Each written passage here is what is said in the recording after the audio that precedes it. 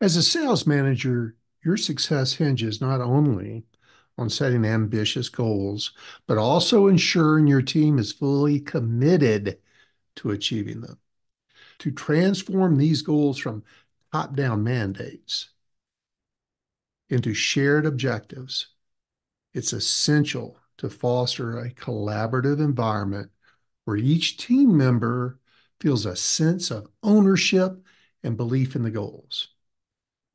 So today we're going to talk about involving your team in the goal setting process, maintaining clear and open communication, empowering them with decision making roles. Yes, I said that decision making roles in their goals and aligning goals with their personal aspirations.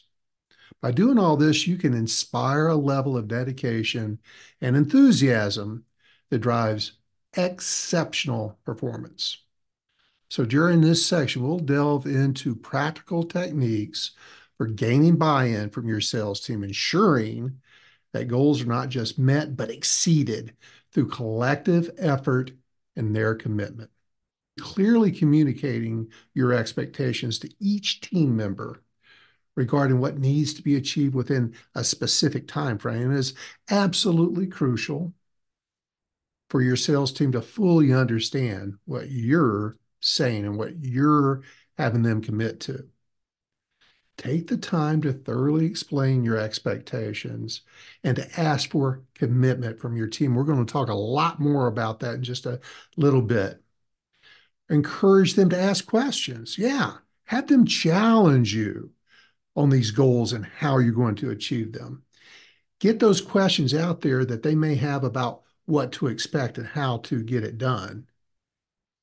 And you may be surprised to discover that there's a lack of understanding among your team members. And I've seen this so many times. Just because you're talking doesn't mean you're communicating. So you need to seek questions, ask open-ended questions. You want to get it all out on the table, especially their disagreements. And so when you're answering the questions, or responding to anything your sales team is bringing up, make sure your responses are clear and easy to comprehend. And for sure, avoid ambiguity at all costs. Ambiguity may work for politicians, but in the long run, it only hinders your ability to become an exceptional, inspirational sales manager. So now let's talk about how to effectively communicate with your sales team. You understand as a sales leader, or if you're a business owner, setting and achieving your goals is it's crucial. However, you need to communicate your expectations to this sales team in the ways I'm going to share with you during this section. This is where many business owners and sales leaders miss the mark over and over again. And they don't know it. They don't realize it. They get really frustrated with the sales team because they're not hitting the goals, or they find out later that they didn't understand some aspect of it, or they're for sure not completely bought in. Studies have shown that communication issues are why sales teams don't meet their expected goals. So how can you avoid this pitfall and set your sales team up for success? Let's go through and explore some actionable tips. And I'll share some best practices into this tactic. The first step to effective communication with your sales team is to clearly communicate the sales goals and expectations.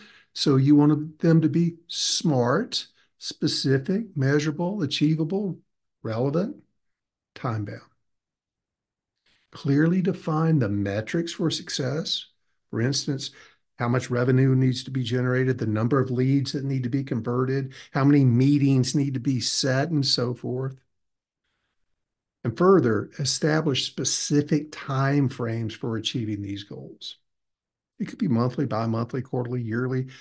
I'm not a big fan of yearly goals or quarterly goals. It really needs to be broken down into monthly and maybe even weekly goals. Shorter is better. Explain your expectations as you're going through this in detail. go over each metric and clarify any questions or concerns that your sales team may have before setting these goals. But how do you ask for and gain commitment to ensure that they understand what is expected of them and really commit to it? It's vital for you to really listen and adopt some of these best practices I'm about to share with you. It's vital because you must have your sales team on board with their goals. If they don't believe in them, you're very unlikely to achieve them. But when you gain their buy-in, this ensures that they're committed to achieving them. They may not always hit them, but at least you got their hearts and minds behind them. And to make these goals truly theirs, and not just mandates from the top or mandates from you, consider some of these techniques I'm about to share with you. One, it's the one that I've found works the best 100% of the time. I've seen teams make dramatic improvements when the sales leader just uses this one technique. Involve them in the goal setting process. Collaborate goal setting sessions. Instead of merely presenting the goals, involve them, make them a part of it. Organize brainstorming sessions with your team members so that they can share their insights, contribute their experiences, maybe some developmental opportunities, and making sure that the goals are realistic and achievable. Like I've said in previous tactics, if they don't believe in it from the beginning, if they think it's BS from the beginning, you're dead at the starting gate. So this best practice of getting their commitment, buy-in, thoughts, collaborate with them. And then it's really important to create feedback loops. Regularly seek feedback from your team on the goals and quotas.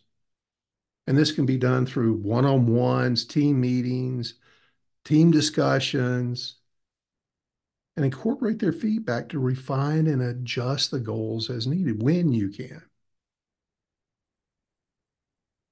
And a second big component of this is for you to have clear and open communication,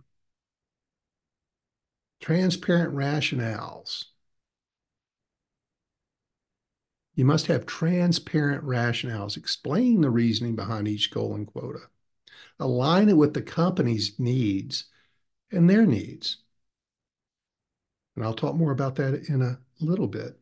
When team members understand the why behind the targets, they're much more likely to feel aligned with the objectives. So take the time and include the why.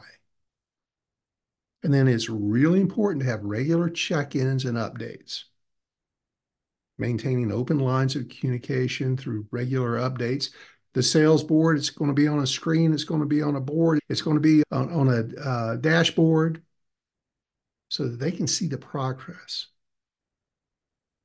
This helps in addressing any concerns promptly and ensures that everyone stays informed and engaged. And this is the big key component of this is empowerment and ownership. You need to empower their decision-making. Make them part of it. Encourage your team members to take ownership of their roles by involving them in setting their goals. Allow them to have a say in how they'll achieve those goals. What are their steps? What's going to be their process? What's their plan? And this all fosters a sense of ownership, buy-in, accountability. And you might even think about assigning leadership roles. Designate a team member for specific initiatives or projects. This not only distributes responsibility off of you, but also promotes a sense of leadership and commitment and development within your team. And I said I'd talk about this, and now it's time. Align the goals with their individual aspirations. You should be, as I've mentioned previously too, They all need to have a personal development plan. And linking these team goals, their individual goals, to their personal or career aspirations is essential.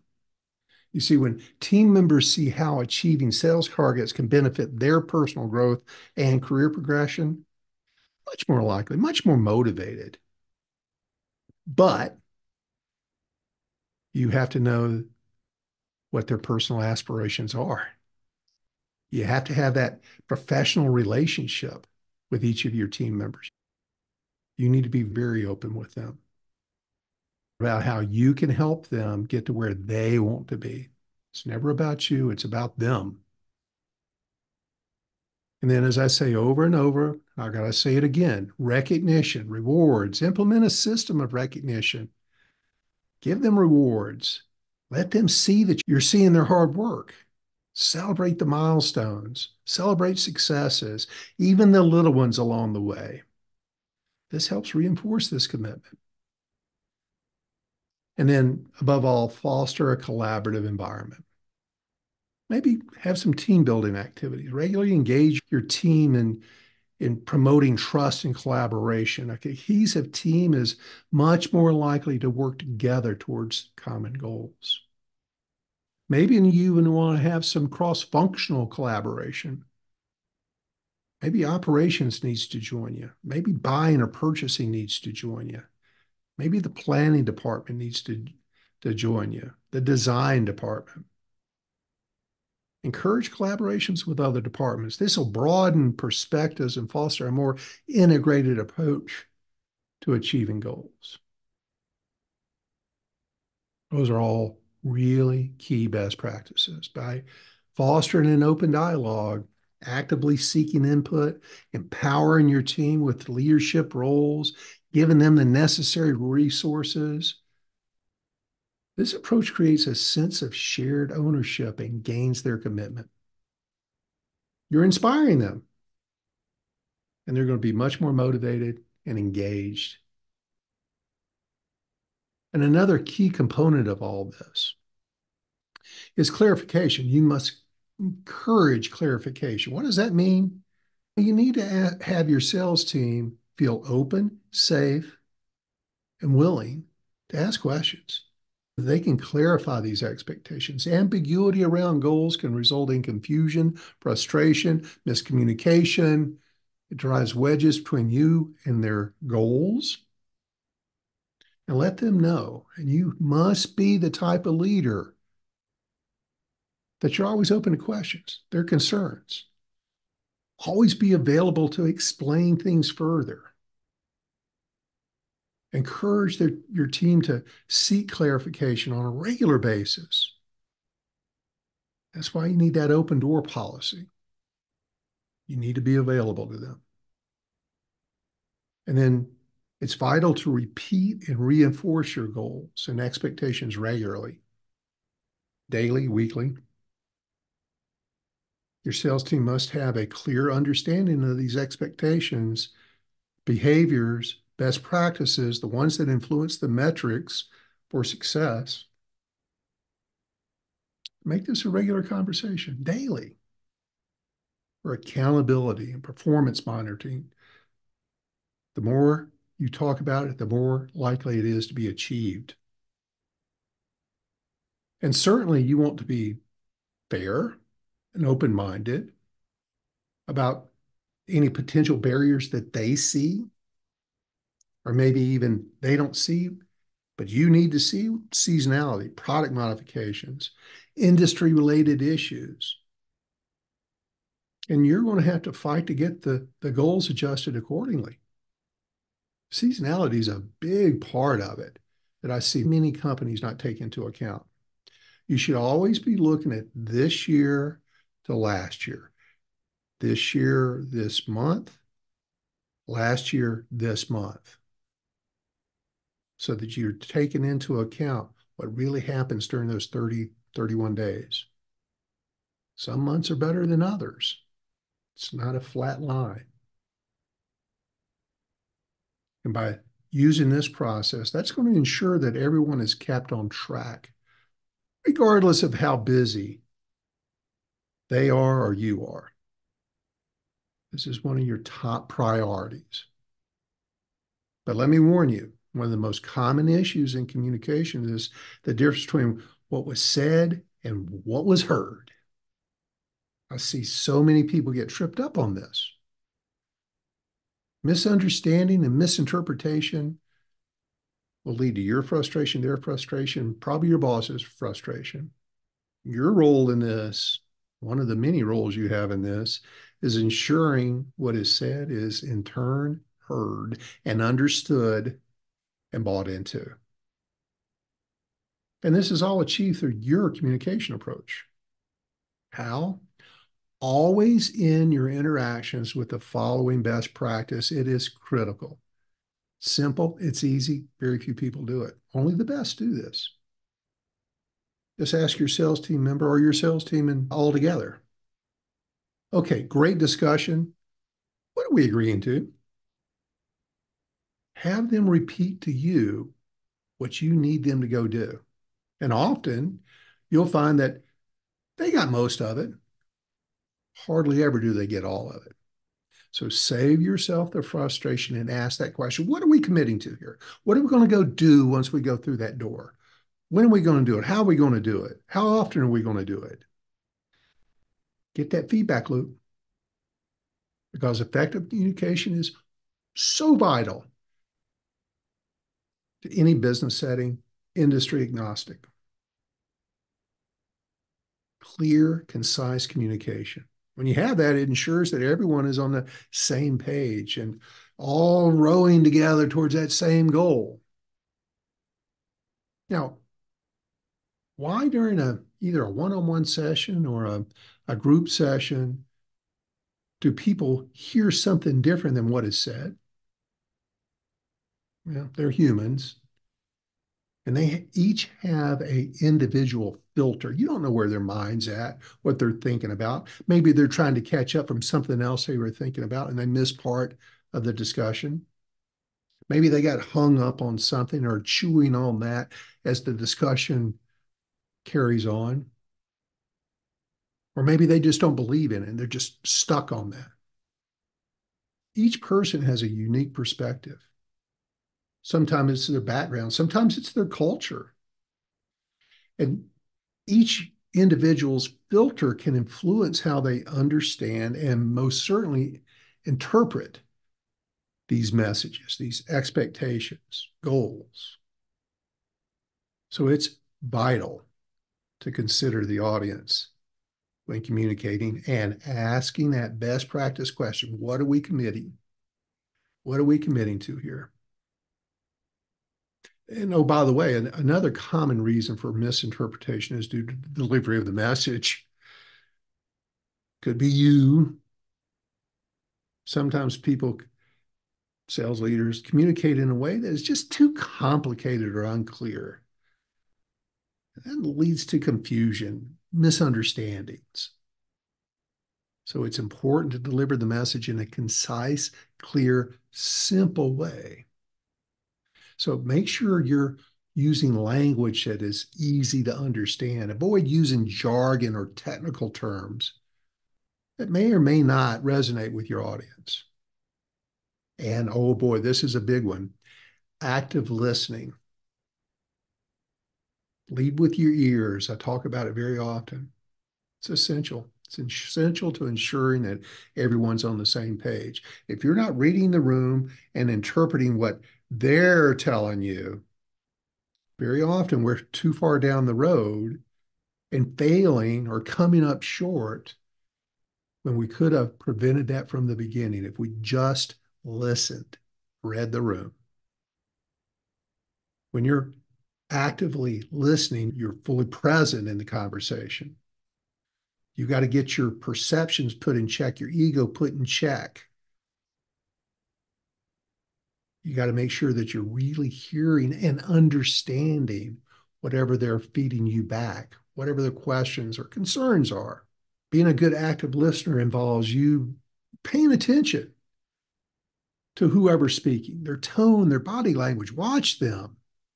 Don't dismiss them. Don't jump on them. Don't be defensive. And also, one key best practice is to confirm what you heard by repeating it. Let me just make sure I got this right. You said, you feel, your concern is. Say that back to whoever shared that with you to make sure you're both on the same page. It's likely you can misinterpret something too. So that's what a good active listener, that's what they do. And make sure they heard it. So they're listening, they're confirming by repeating it back, paraphrase it back. So confirm your understanding. Super effective in preventing miscommunication.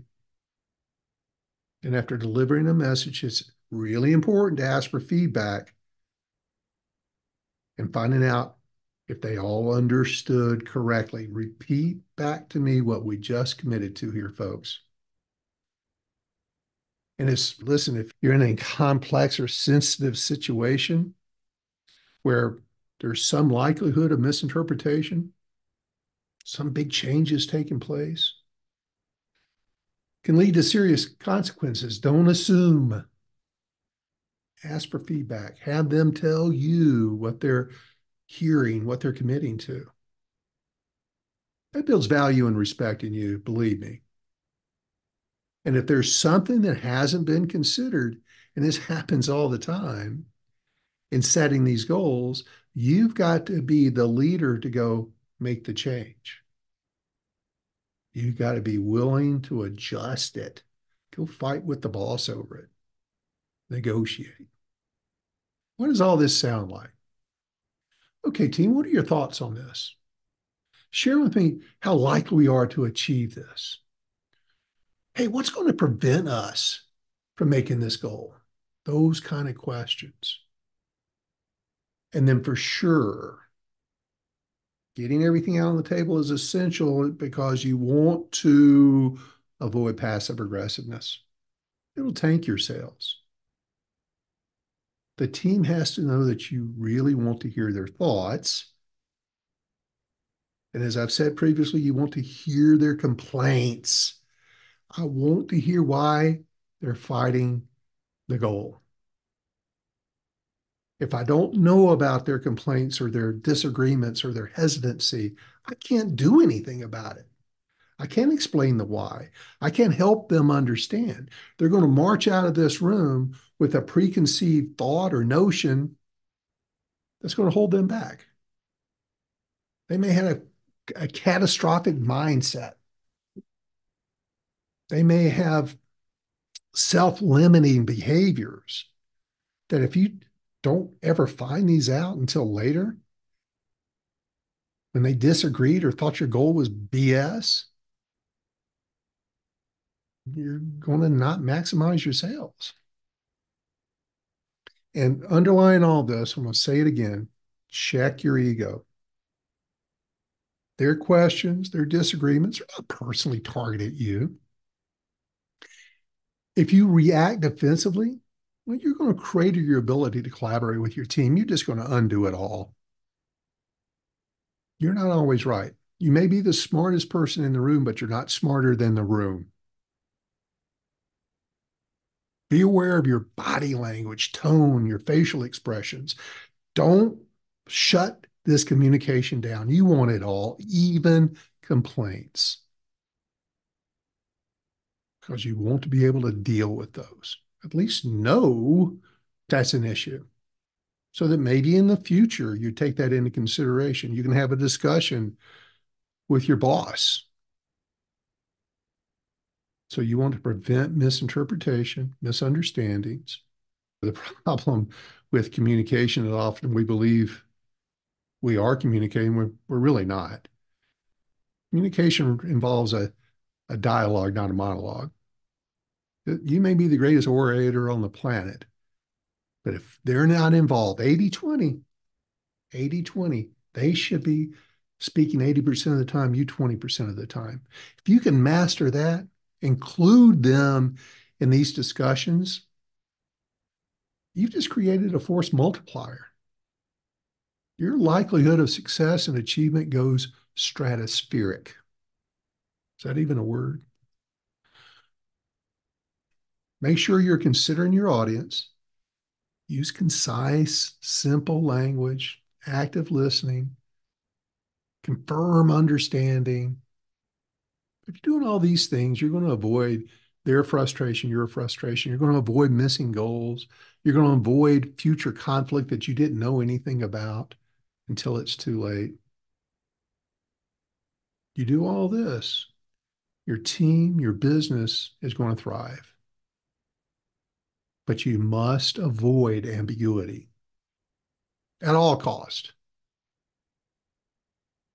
Make sure your messages, expectations, metrics are all perfectly clear, concise, easily understood. Avoid complex jargon. And for sure, make information accessible to everyone. That's written with a clarity of language. And for sure, again, avoid making any kind of assumptions that what you're saying is being understood. Encourage clarification, questions, the time frames, the goals. Repeat, reinforce your expectations in daily, weekly, monthly meetings.